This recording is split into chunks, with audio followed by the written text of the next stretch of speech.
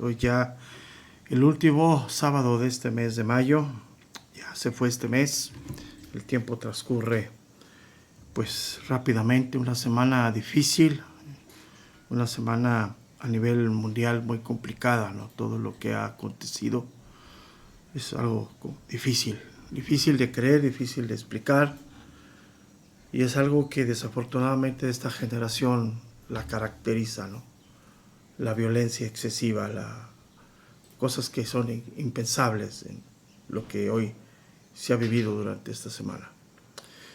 Y pues también una reflexión hacia la iglesia, ¿no? Que es una semana también difícil. El domingo pasado con mucho ausentismo en todas las congregaciones. También es algo que impacta mucho en todas las áreas de la iglesia. Y pues un llamado una vez más a la iglesia de Dios, a esa fidelidad a la obra de Dios, en congregarte, en servir. Es algo que esta generación tiene muy marcado en muchas cosas. Pero bueno, seguimos en la carta de Tito. Estamos en esta serie que he denominado la doctrina de Dios, la enseñanza de Dios. Y hemos estado en los versículos primeros. Hoy estamos en el versículo número 9, a donde lo abordé hace 8 días. Y quisiera retomar algunas cosas de lo que hablé para continuar. Es así como dar una introducción a lo que he venido hablando. Dice el verso número 9, retenedor de la palabra fiel tal como ha sido enseñada. Ahí abarqué, profundicé y creo que quedó claramente, ¿no?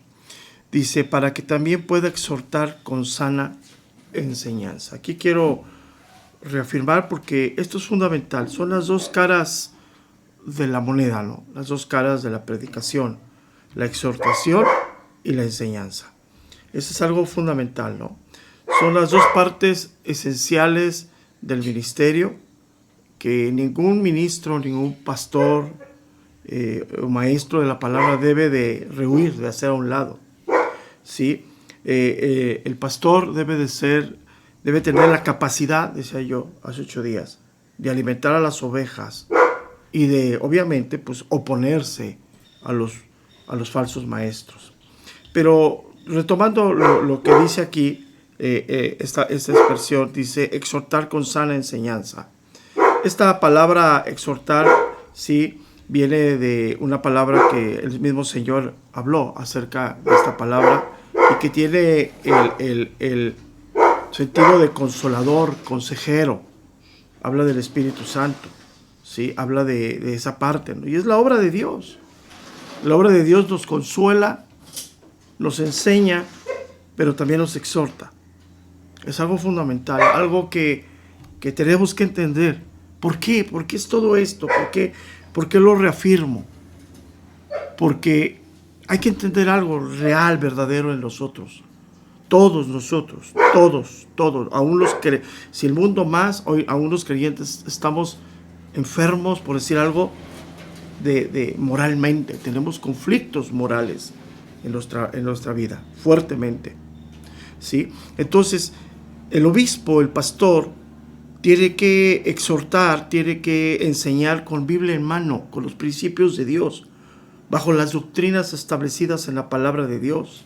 O sea, siempre la exhortación debe de venir conforme a la enseñanza de Dios, bajo la palabra de Dios. Entonces, el ministro, el pastor, debe de saber emplear la palabra correctamente, con sabiduría en cada caso. O sea, llevar a los miembros de la iglesia a corregir ya sea pensamientos o conductas.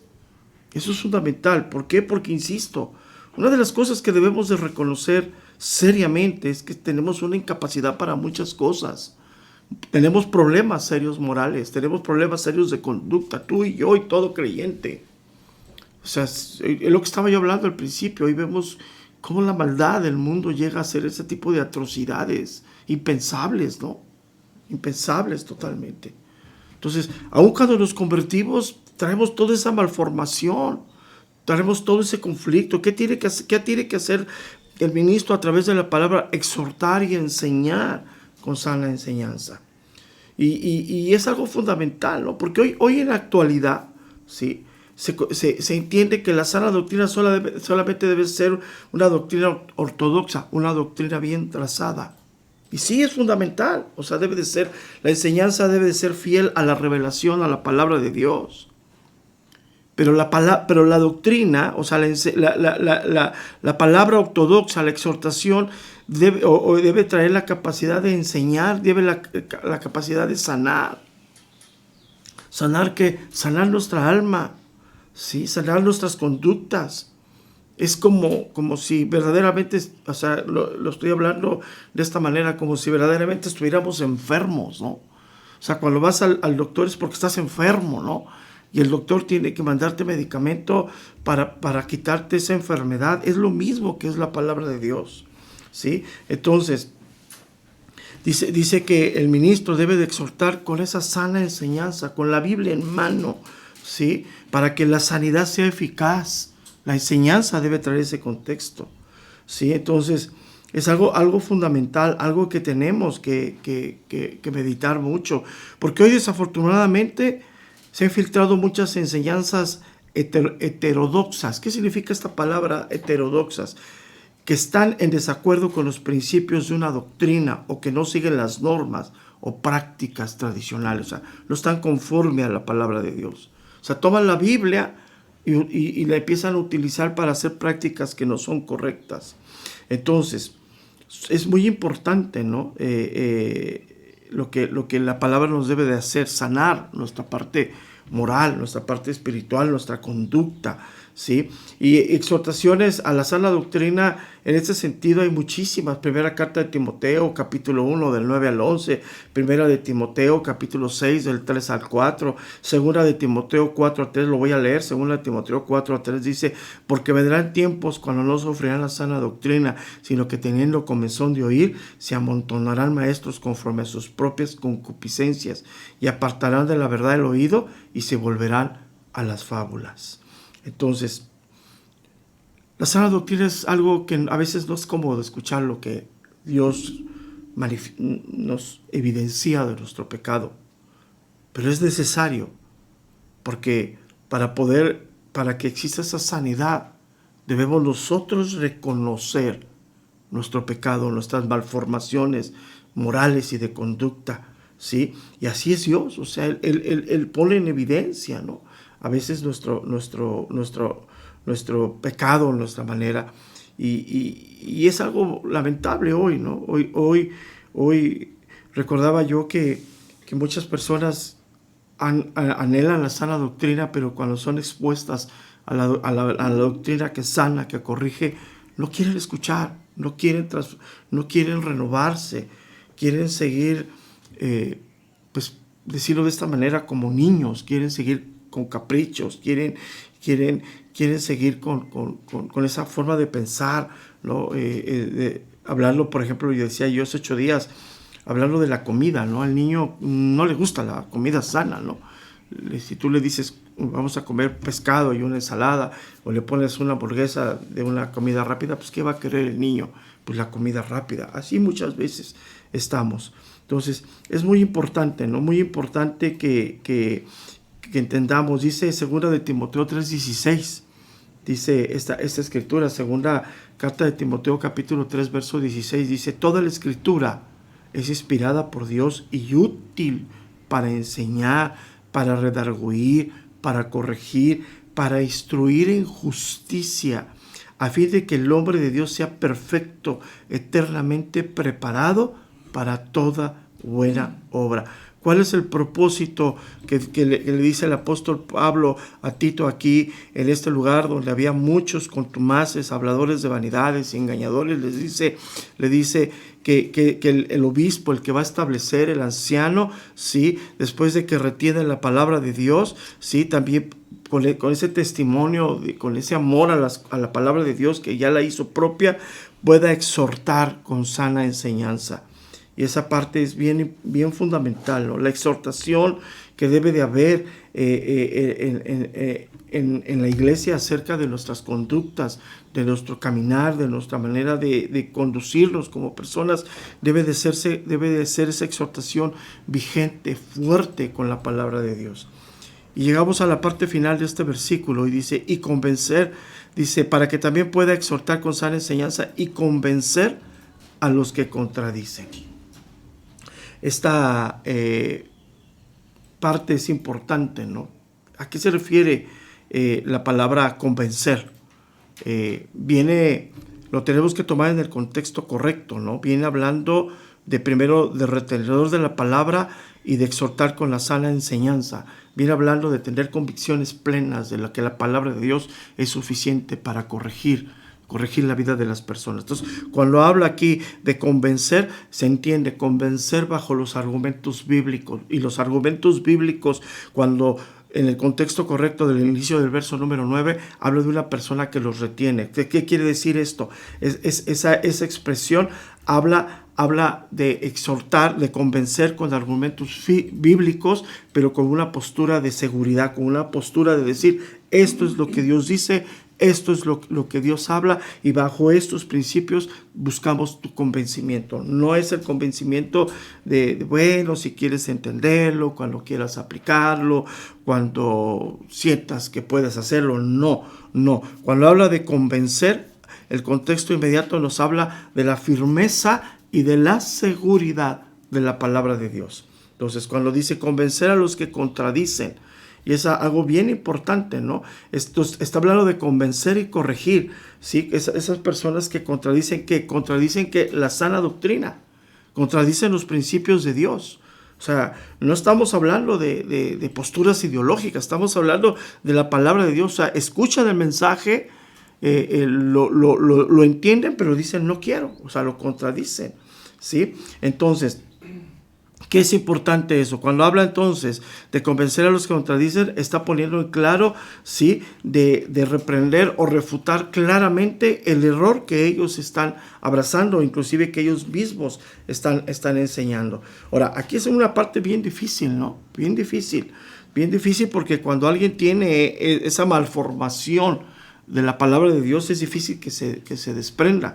Necesita entrar en un proceso de renovación, pero ese proceso de renovación no empieza solo, hay un proceso de arrepentimiento, o sea, reconocer que lo que estoy abrazando, estoy conduciéndome, es totalmente incorrecto. Entonces, habla de algo muy fuerte, ¿no? Habla de una postura seria, obviamente con mansedumbre, con paciencia, con amor, pero seria, una postura de decir, esto es la verdad de Dios, convencido plenamente de que lo que se está refutando es porque hay un error y se está poniendo por encima de ese error la verdad que viene solamente de la palabra de Dios. Tito capítulo 1, verso número 13. Tito capítulo 1, versículo número 13.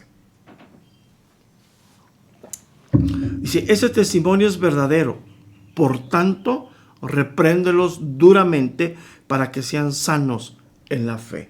Esto es algo bien impresionante, bien fuerte esto.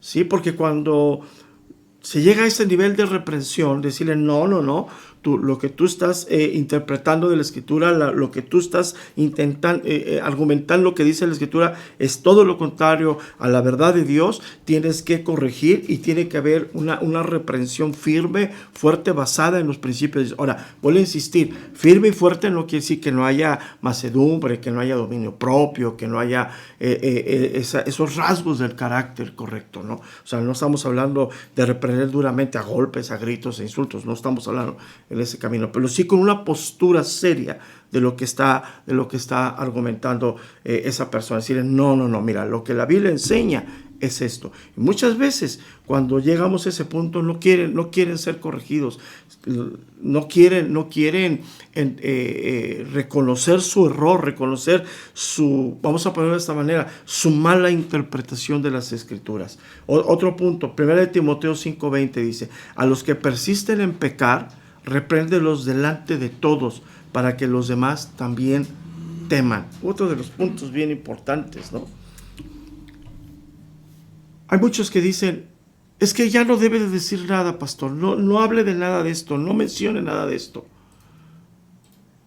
Y la pregunta es ¿por qué? ¿Por qué no a veces poner en evidencia las cosas que están sucediendo dentro de la iglesia como advertencia a la misma iglesia? ¿Por qué no?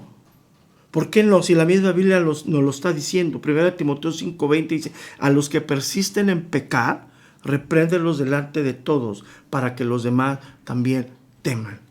O sea, es una cuestión fuerte esto, ¿no? ¿Por qué hoy se evita todo esto? ¿Por qué hoy se evita todo esto? ¿Sabes por qué? Porque se trata de, hoy muchos pretenden vivir el cristianismo de manera muy ligera, de manera por encima, ¿sí? O sea, mientras no se pierdan los contextos principales de la palabra de Dios. O sea, no vamos a hacer una denuncia con insultos, no vamos a hacer una denuncia difamando, no vamos a hacer una denuncia golpeando a una persona, no, sino con las palabras correctas. Y aunque muchas veces esas palabras sean fuertes, pues tenemos que entender que es el camino que Dios nos está diciendo. Entonces, aquí Pablo le dice, para que también puedan exhortar con sana enseñanza y convencer a los que contradicen. Ya vimos entonces qué significa convencer. Convencer con los argumentos sólidos de la palabra de Dios, con los argumentos sólidos de nuestra conducta como creyentes. Ese es el punto. Convencer diciendo, no, la conducta bíblica que debemos tener tú y yo es esta. Y esa es la manera en la que debemos de convencer, diciendo, esta es la conducta correcta, esto es la interpretación sana, esto es lo que verdaderamente, moralmente debemos de vivir. O sea, cuestiones de doctrina, de ética, ¿sí? Entonces, ¿qué es importante, no? Ahora, aquí cuando está hablando de esto, ¿sí? Muchos han pensado convencer a los que contradicen, dicen, no, está hablando de personas que no son creyentes. No necesariamente. No necesariamente. Hay muchas personas que profesan ser creyentes, sí, pero que tienen un error doctrinal, sí, y en cuanto a la doctrina y la ética, y a esos también dentro de la iglesia hay que pues utilizar la palabra de Dios para decirles, no, mira, la conducta es esta. La conducta que debemos decir, el comportamiento que nosotros debemos de tener es este. Entonces, para eso, pues el pastor, el ministro, pues debe de conocer la palabra de Dios, debe tener la sabiduría para manifestar lo que está hablando conforme a la palabra de Dios, ¿sí? Eso es muy importante, ¿no? Ahora, aquí no se trata de que yo tenga de buscar ganar, ¿no? Poner mi punto de vista o poner mi postura por encima de otros. No se trata de eso. Se trata de poner por encima la palabra de Dios, los principios de Dios que nos deben de regir a ti y a mí en todo momento. Ese es el punto. Hay principios de Dios en conducta, morales, en comportamiento que nos deben de regir a ti y a mí en todo momento. Eso es lo que se busca. Y muchas veces para poner esos puntos por encima, hay que tener la fortaleza, hay que tener la seguridad, hay que tener la credibilidad de lo que se está estableciendo en ese momento. Dice, 2 Timoteo 2:24 dice, porque el siervo del Señor no debe ser contencioso, sino amable para con todos, apto para enseñar, sufrido, que con mansedumbre corrija a los que se oponen, porque si quizá Dios les conceda que se arrepientan para conocer la verdad y escapen del lazo del diablo en que están cultivos a voluntad de él. Entonces, ¿qué tiene que hacer el ministro? Tomar la palabra de Dios como base. ¿Por qué? Porque la conoce, porque la vive, porque se aferra a ella, porque sabe manejarla, porque sabe exhortar, porque sabe enseñar con ella y a través de eso corregir el error de conducta, el error moral, mira, toda falsa doctrina, ese es un punto importante. Toda falsa doctrina lleva una conducta incorrecta. Toda falsa doctrina. Toda mala interpretación de la palabra de Dios lleva una conducta incorrecta. O sea, es algo que está íntimamente ligado. O sea, así como está íntimamente ligado en nuestro corazón y nuestra mente, es exactamente lo mismo. Lo que erróneamente abrazamos con la mente se traduce al comportamiento, se baja al corazón y se traduce en un mal comportamiento de las personas. Entonces eso es bien importante, por eso es algo impresionante eso, ¿no? Entonces, ¿qué podemos extraer en este versículo 9 tan enorme, con tanta profundidad, con tantas cosas que podemos extraer de este versículo número 9? Podemos resumirlo en tres cosas importantes. Tres cosas importantes. Primero, o sea, todo lo que hemos venido hablando, ¿no? El versículo 9 lo podemos resumir en el contexto inmediato de lo que viene. Primero es el buen testimonio en la vida personal, en la vida familiar del ministro y del obispo. Si no hay ese buen testimonio, esa buena vida que debe de llevar a través de su familia, no puede ser retenedor de la palabra fiel, tal como ha sido enseñada. Eso es fundamental. La vida moral, la vida espiritual debe de ser fundamental. O sea, para llegar a este punto del versículo número 9, tenemos que ver el comportamiento, la vida del ministro. En segundo lugar, debemos contemplar su vida en lo general, ¿no? Su vida completa, ¿no? O sea, no solamente en su casa, sino en la conducta que lleva en la iglesia, en su vida, no sé, si se dedica a trabajar, cómo lleva todavía su trabajo, si tiene un negocio, cómo maneja el negocio. Es un conjunto de todas esas cosas, ¿no? Y en tercer lugar, pues debemos algo fundamental, la palabra de Dios. Por eso dice que sea retenedor de la palabra fiel, tal, dice, como ha sido enseñada. Dice 2 de Timoteo 2:15, 2 de Timoteo capítulo 2, verso número 15. Procura con diligencia presentarte a Dios aprobado, como obrero que no tiene de qué avergonzarse, que usa bien la palabra de verdad. ¿En dónde se usa bien la palabra de verdad? En nuestra propia vida, principalmente. No podemos enseñar nosotros a la iglesia algo que nosotros no estemos viviendo primeramente. Eso es fundamental. No podemos convencer a otros si primeramente esa palabra no es parte nuestra. No podemos tener la firmeza de lo que estamos transmitiendo hacia otros, ¿sí? O corregir el error si primeramente esa palabra no es firme. Y esa palabra que es firme se traduce inseparablemente en la conducta. La sana doctrina impacta totalmente la conducta moral de cada uno de nosotros. Eso es fundamental.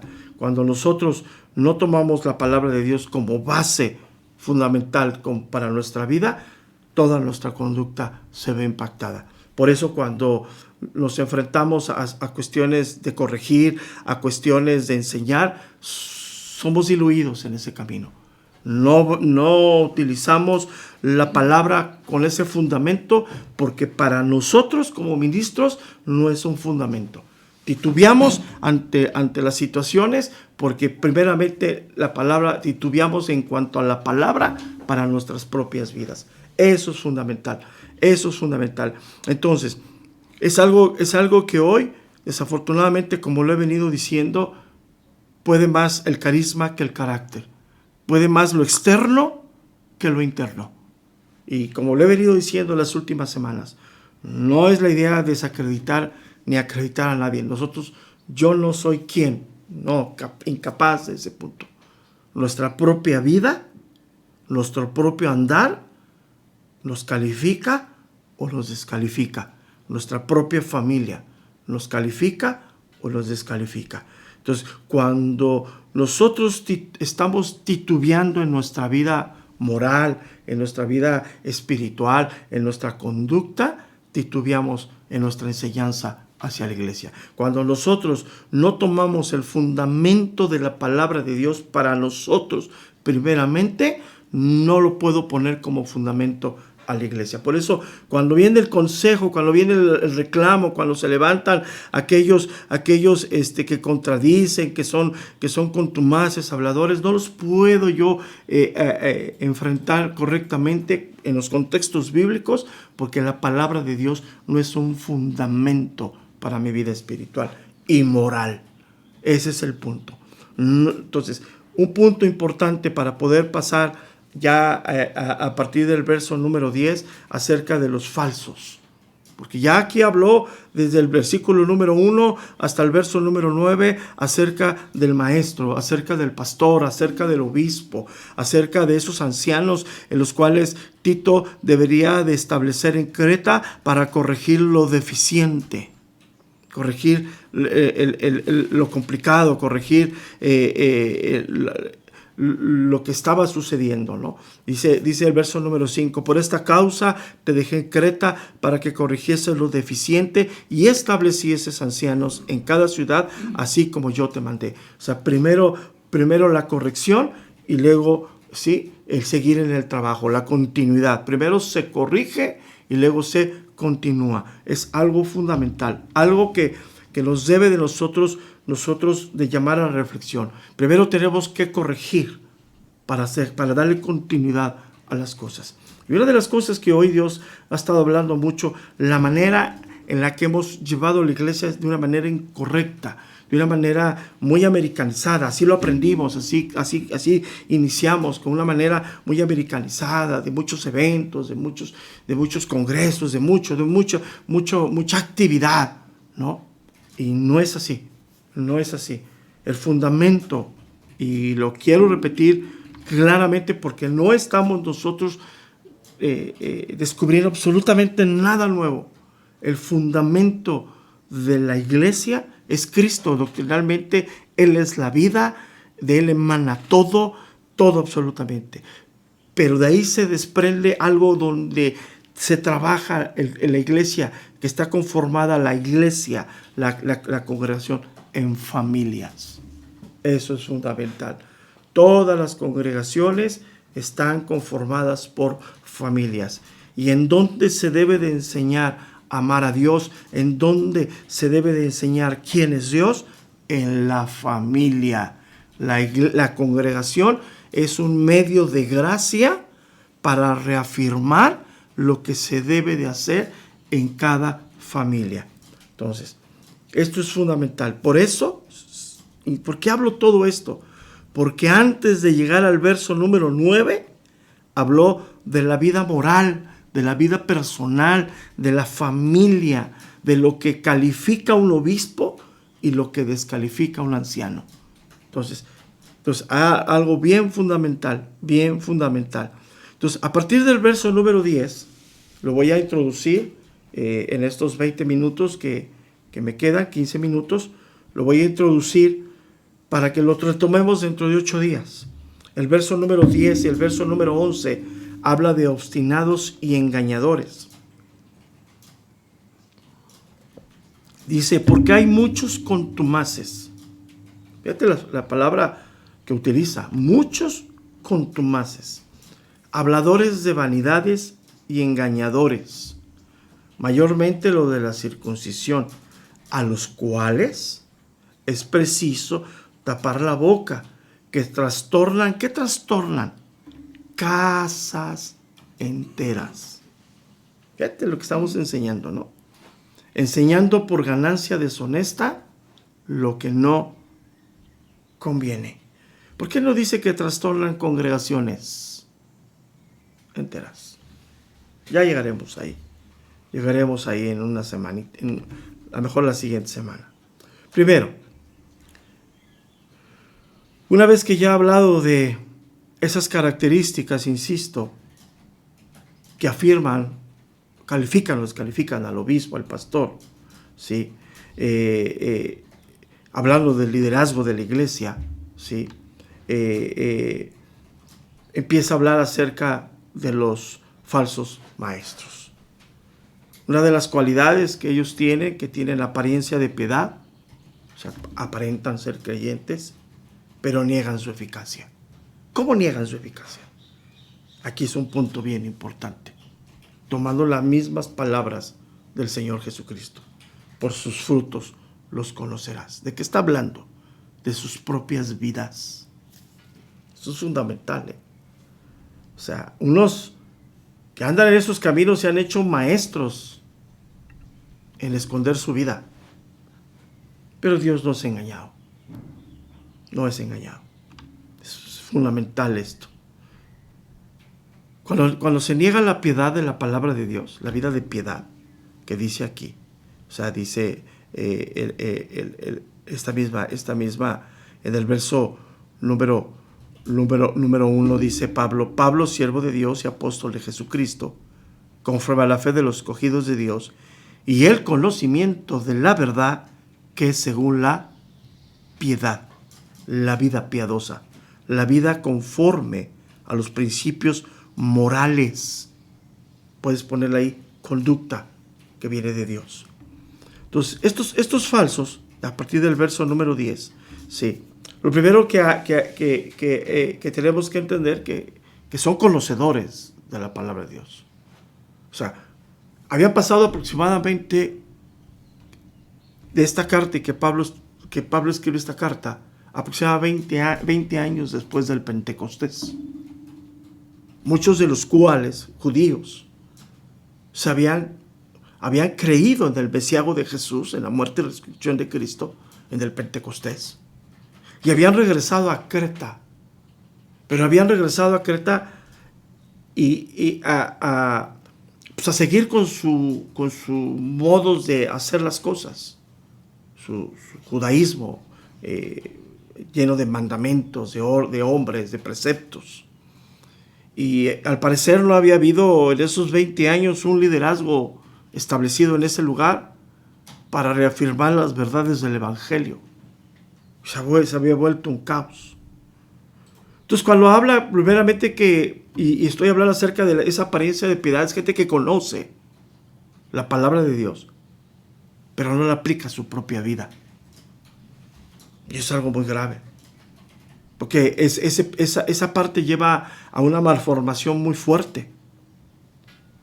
Entonces, lo primero que tiene que hacer Tito es establecer ancianos a fin de contrarrestar la influencia nociva de esos falsos maestros. Entonces, toda iglesia necesita, es algo bien fundamental, algo que hoy también está bien fuerte en este tiempo. Toda iglesia necesita la dirección del pastoreo o de los ancianos que Dios ha establecido en cada lugar. Esto es fundamental. Aquí, primero le dice que debe de establecer ancianos, pastores, maestros, y da los rasgos de ellos. ¿Por qué? Porque toda iglesia necesita dirección. Sí, de Dios, sí, yo soy Dios, sí, pero así Dios lo ha establecido. Y Dios no se equivoca. Él ha dado dones a la iglesia para que la iglesia sea dirigida, la iglesia sea pastoreada, tenga una dirección hacia Dios. Eso es fundamental. Una de las cosas que hemos entendido claramente nosotros es que debe haber un pastor establecido en cada lugar. La dirección viene de Dios a ese pastor establecido en cada lugar. Sí, todos tenemos que aprender a ser personas bajo autoridad totalmente. Pero es importante eso. ¿Por qué digo todo esto? Mira, uno de los rasgos hoy de este tiempo, de lo que estamos viviendo, ¿sí? Es que somos muy individualistas. Queremos ser muy independientes. Nos cuesta mucho trabajo trabajar en equipo. Nos cuesta mucho trabajo trabajar bajo autoridad. Mucho trabajo. Y cuando Dios nos pone como gobierno a seres humanos, personas con conflictos también morales como tú y yo, porque todos los tenemos, nos cuesta más trabajo. Porque siempre el individualismo, la independencia, la autonomía son rasgos de soberbia en el corazón. Yo estoy bien, tú estás mal. Piensan que el pastor debe de ser perfecto. Y cuando el pastor comete algo que es incorrecto, una palabra que utiliza, una forma de hablar que no les parece, inmediatamente viene la rebelión. Es impresionante esto. Eso es uno de los rasgos que hoy caracteriza a esta generación. No queremos estar bajo autoridad. No queremos trabajar en equipo, sirviéndonos unos a otros. Queremos que nos sirvan a nosotros. Y queremos, si vamos a estar en un equipo, yo voy a ser el jefe. Imagínate.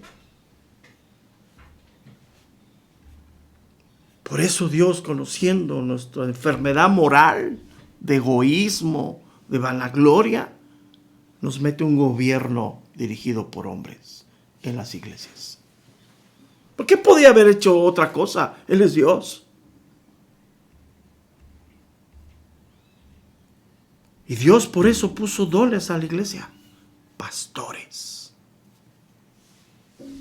Sí, somos inconstantes, odiosos, volubles, frágiles, pecadores.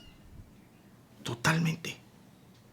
Pero Dios puso un orden en el cuerpo de Cristo.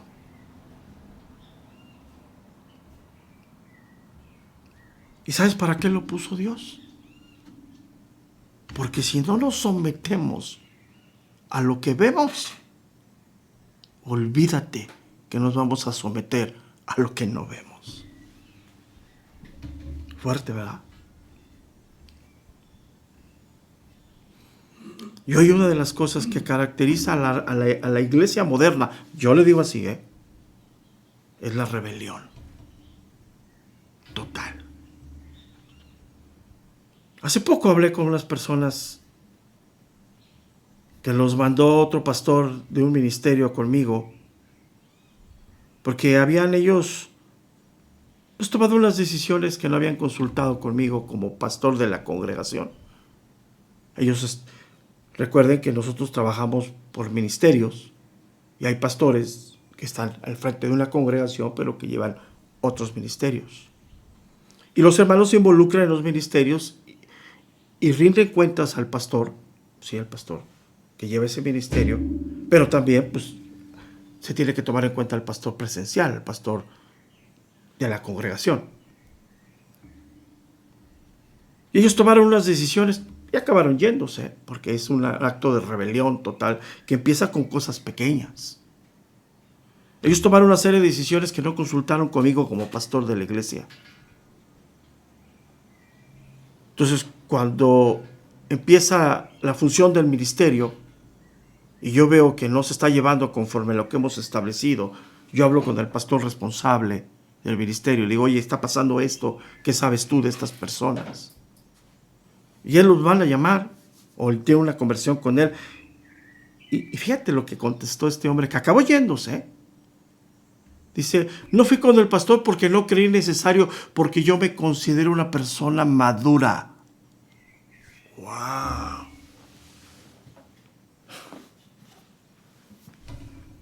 Imagínate nada más. A ver, te lo voy a poner de este camino. La palabra de Dios dice que los hijos deben estar sujetos a los padres mientras estén viviendo con los padres, porque son hijos. Ya cuando te casas ya tienes otro camino. Entonces imagínate a tu hijo cuando cumpla 18 años, va a decir, no, ¿sabes qué? Yo ya no te voy a rendir cuentas, voy a hacer lo que quiero porque yo ya soy mayor de edad.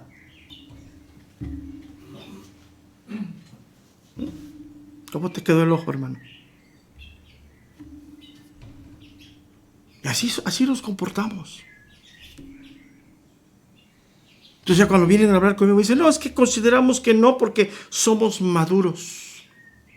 Sí, pero tu madurez que tienes te ha llevado a faltar al ministerio al cual tú estás aquí, un ministerio que requiere tu presencia, un ministerio que requiere que estés aquí y has descargado tu responsabilidad a otros. Y eso se llama irresponsabilidad.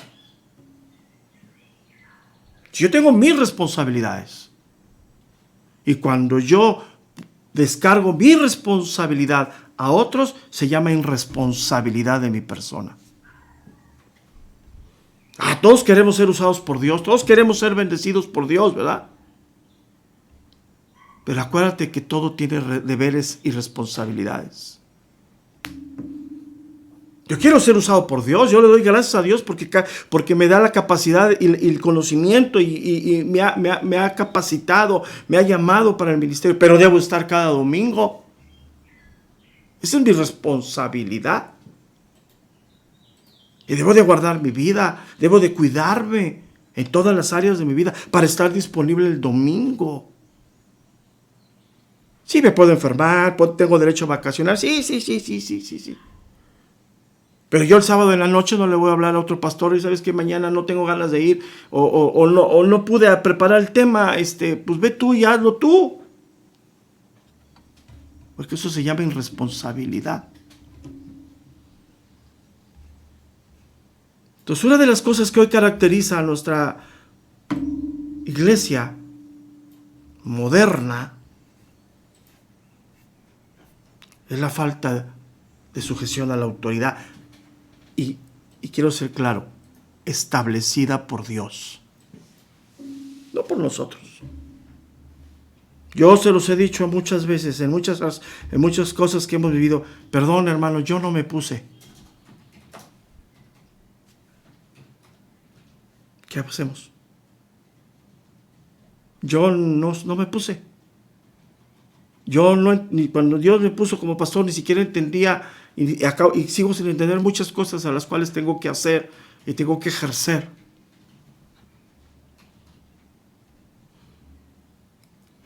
Y Dios ha puesto a los pastores para garantizar la sana enseñanza en la iglesia,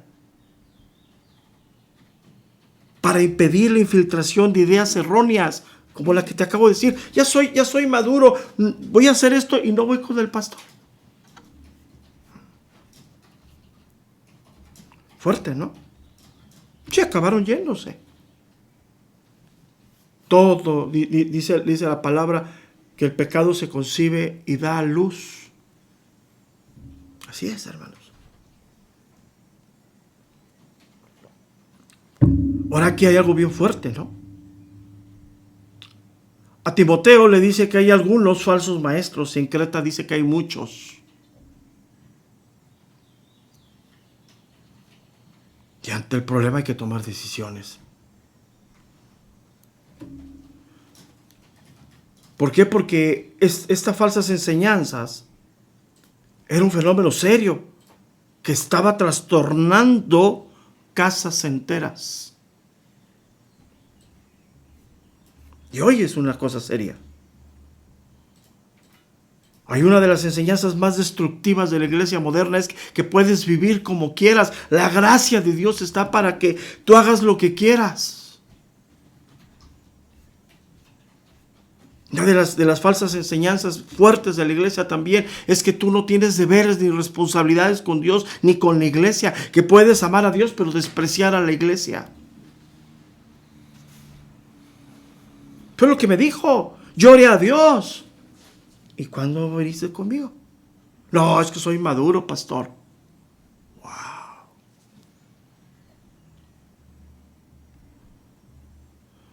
Y sabes que esto trae una seria resistencia a esas personas hacia nosotros. Esa conversación con estas personas lo tuve todavía cuando estábamos en la bodega anterior, 1 o 2 meses antes del cambio. Y yo le dije a mi esposa, estas personas se van a ir de la iglesia. Nos cambiamos y a la siguiente semana, ¡fum!, se fueron. Y no solamente eso, sino que invitan a otras familias y siempre el efecto cascada, 2, 3 familias que compran un problema que no les corresponde y se van por la boca de ellos. ¿Serio esto? Entonces, por eso estaba yo hablando del verso número 9, cuando dice claramente para que también pueda exhortar con sana enseñanza en convencer a los que contradicen, pararte firmemente. Y cuando yo lo hablo a veces en el púlpito, dicen, no, ¿por qué habla eso? Porque firmemente estamos convencidos de que lo que procedieron, lo que hicieron con la palabra de Dios, sus argumentos están fuera totalmente de los principios de Dios. ¿Por qué? Porque yo he aprendido a estar bajo autoridad. No podemos ser hombres que gobiernan la iglesia si no estamos bajo autoridad. Yo te voy a decir cómo. Yo, siendo el pastor principal, respeto los ministerios de los pastores. Me pongo bajo autoridad. Yo no hago cambios del instituto si primeramente no lo platico con el pastor responsable del instituto. Yo no hago cambios en el ministerio de oración si primeramente no hablo con ellos. Eso es vivir bajo autoridad, unos a otros. Yo lo podría hacer. Cuando tengo que hablar con un hermano de alguna congregación para que nos apoye con algún trabajo, con algo, yo hablo con el pastor responsable y le pido: pastor, ¿puedes hablar con el hermano para ver si nos puede apoyar para ir a hacer estos trabajos a la iglesia? Yo podría marcarles. Pero eso es vivir bajo autoridad.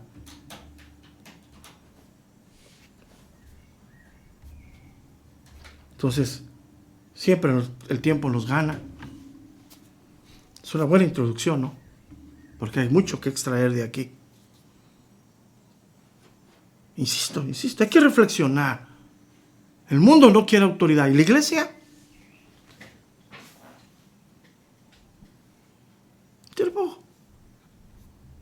Y a veces cuando digo cosas se me quedan viendo como diciendo: mira, ahí en la Ciudad de México, tú llegas a un semáforo y esperas, vas a dar vuelta a la izquierda, esperas la flecha que se prenda para dar vuelta a la izquierda, aunque no vengan coches, y en el momento que te paras y esperas a que se prenda la flecha, que sea el tiempo, el de atrás te está toque, te está diciendo cosas. Y por tu lado derecho están pase. Quiero que lo entendamos. A una simple luz no hay autoridad, imagínate, en sus vidas.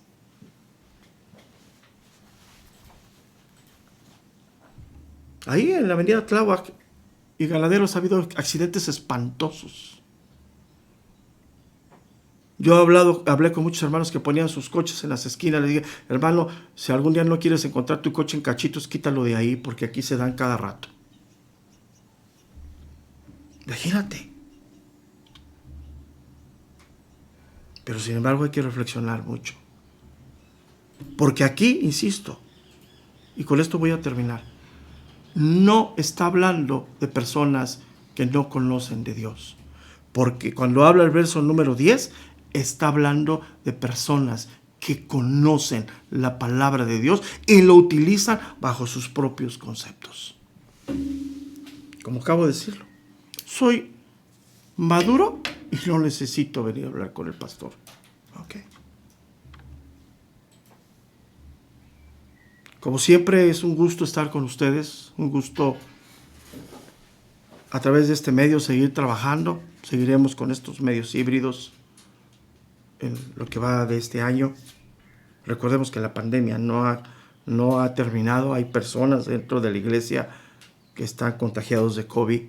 Obviamente ya no con el conflicto tan grande de los principios de la pandemia, pero tienen que estar aislados. Tienen problemas en el trabajo, obvio. Cuídense, por favor. Nosotros seguiremos con los protocolos ayúdenos a guardarnos, con los protocolos al ingreso de las congregaciones: cubrebocas, gel, toma temperatura, buscar la sana distancia. Y seguiremos por estos medios híbridos entre la enseñanza presencial y la enseñanza a distancia. Y pronto pues, haremos más actividades presenciales, como el sábado antepasado, que el de los jóvenes. Como siempre, es un gusto. Si Dios permite, nos vemos el día de mañana en las congregaciones. Están trabajando, están abiertas. Siempre seguiremos haciendo la obra de Dios. Como siempre, un abrazo. Dios les bendiga. Y si Dios nos da vida, como lo veíamos hace 8 días, como decía mi abuelita, si Dios nos da licencia, nos vemos el día de mañana. Dios les bendiga a ustedes.